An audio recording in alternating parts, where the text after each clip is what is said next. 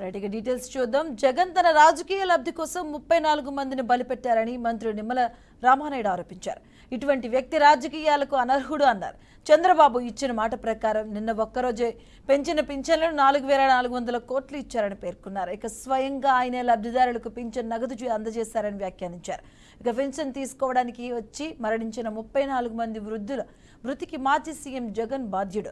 మరి వారి మరణానికి కారణమైన జగన్ రాజకీయాల్లో ఉండటానికి పనికిరారని నిమ్మల దుయ్యబట్టారు. ఇక పోలింగ్ ముందు పెన్షన్ల పంపిణీలో వృద్ధులను వేధించి విపక్షాలపై ఆ నెపం నెట్టేలా జగన్ కుట్ర చేశారంటూ నిప్పులు చెరిగారు.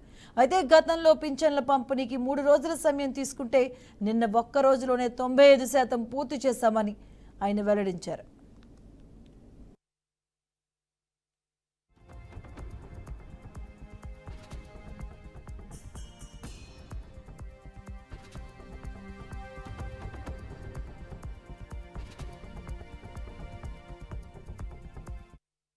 అందజేస్తామని ఏదైతే ఆ రోజు ఎన్నికల ముందు హామీ ఇచ్చామో దాన్ని నిలబెట్టుకునేటువంటి విధంగా సాక్షాత్తు ఆంధ్రప్రదేశ్ రాష్ట్ర ముఖ్యమంత్రి వర్యులు చంద్రబాబు నాయుడు గారు కూడా నేరుగా ఆ పెన్షన్ లబ్ధిదారుడి ఇంటికి వెళ్లి మరి ఆ ఇంటికి ఆ పింఛను ముఖ్యమంత్రి స్వయంగా ఆయన చేతుల మీదుగా ఆ యొక్క పింఛను లబ్ధిదారుడికి అందజేశారంటే అన్న మాట నిలబెట్టుకోవడంలో మా నిబద్ధత ఏంటనేది నిన్ననే అందరికీ కూడా అర్థమైనటువంటి పరిస్థితి అని చెప్పి తెలియజేసుకుంటూ సమాజంలో ఎవరైతే ఆదరణ లేక నిరాదరణకు గురవుతున్నటువంటి వృద్ధులు, వితంతులు, దివ్యాంగులు ఎవరైతే ఉన్నారో వాళ్ళని ఆదుకోవాల్సిన బాధ్యత మానవత్వంతో ప్రభుత్వం ఉంది. ఆ మానవత్వాన్ని ఈరోజు చంద్రబాబు నాయుడు గారు మరి పవన్ కళ్యాణ్ గారు నిలబెట్టుకున్నారనే విషయాన్ని మరి ఈ సందర్భంగా మరొకసారి మీ అందరికీ కూడా తెలియజేసుకుంటూ ఆ రకంగా నిన్న ఒక్కరోజు మరి 4,400 కోట్ల రూపాయలు ఏదైతే పింఛన్ నిమిత్తం